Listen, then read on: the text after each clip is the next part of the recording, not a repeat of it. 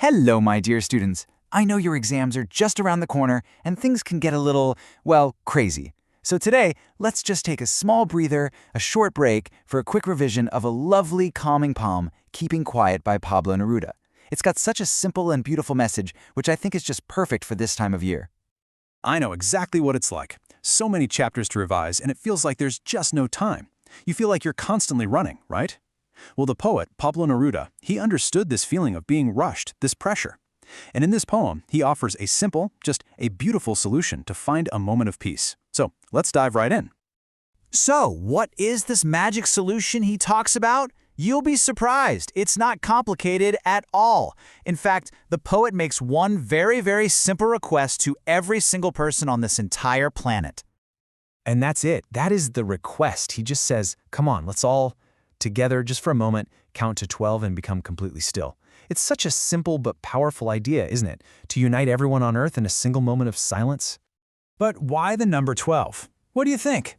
It could be the 12 hours on a clock, representing our daily cycle of rushing around. Or maybe the 12 months of the year. The main thing to remember is that it symbolizes a short, specific amount of time. The poet isn't asking for hours and hours, just a few seconds to press pause on our busy lives.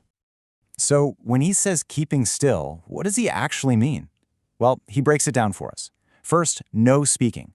Let's just forget all our different languages that sometimes create barriers between us. Second, not move our arms so much. Now this is really important. It doesn't just mean stopping our work, it also means stopping any kind of fighting or any destructive activity. And third, no rush, no engines. A complete stop to all the noise and chaos of our machines. Okay, so we all stop, we count to 12, and we're completely silent. What happens next? This is where the magic really begins. Let's look at all the wonderful things that this one moment of silence can bring, not just to us, but to our whole planet. The poet calls this an exotic moment. Why exotic? Well, because it would be so incredibly rare and different. Just imagine it for a second. The entire world, silent, together. Without the noise of languages or machines, we would all feel this sudden, strange connection that just unites us all. And this silence brings two huge benefits. First, for nature. The poet imagines fishermen in the cold sea just pausing and not harming the whales. It represents a break from all our destructive activities. And second, it's for ourselves. He pictures the man who gathers salt, whose hands are hurt from his work, finally getting a moment to actually look at his own pain and care for himself. It's a moment for introspection, for looking within. The poet even imagines that this silence could stop all kinds of wars. He talks about green wars, that's all war against nature, and wars with gas, wars with fire. He says that in this one quiet moment, even soldiers would put on clean clothes and see their enemies not as enemies, but as brothers. What a beautiful thought, right? Now please listen very carefully. This is a super important point for your exam answers, and it's where a lot of students get confused. The poet asks us to be still. But does that mean he wants total inactivity? Does he want us all to become lazy? No, absolutely not. The poet makes this crystal clear. He says his idea of stillness should not be confused with total inactivity. And then he says, I want no truck with death. This basically means he has nothing to do with death. He's not asking for an end to life. He's talking about a thoughtful pause, not a permanent stop. So let's just make sure we're all clear on the difference. The poet's idea is quiet introspection, a pause for thought. The big misunderstanding is that he wants total inactivity, laziness, or even death. The most important point is this: stillness in this poem is all about life, not about its absence. And to explain this even better, the poet gives us this wonderful example from nature itself. He says the earth can teach us. Think about winter. Everything seems dead, doesn't it? The trees have no leaves, the ground is cold and hard. But is the earth really dead? No, of course not. It's quietly preparing for spring, for new life to burst out. In the same way, our moment of stillness isn't an end. It's a time to prepare for better, more thoughtful actions.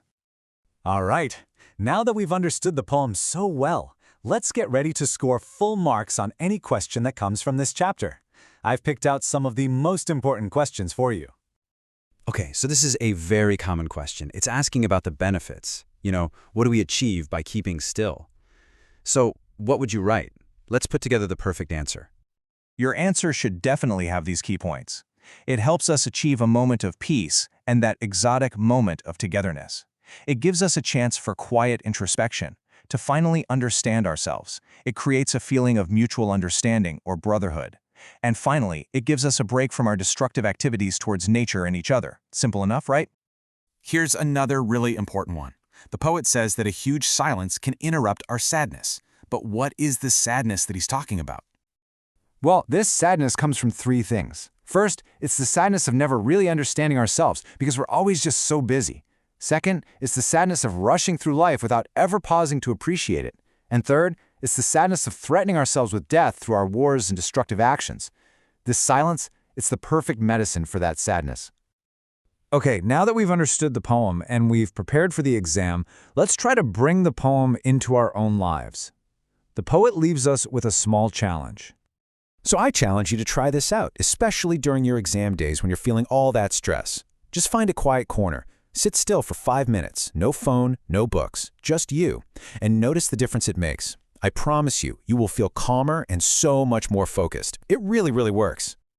And with the poet's beautiful final lines, I will take my leave as well. The poem ends here, but its message, that stays with you. Remember to take that quiet moment for yourself before you walk into the exam hall. All the very best, my dears. You are all going to do wonderfully.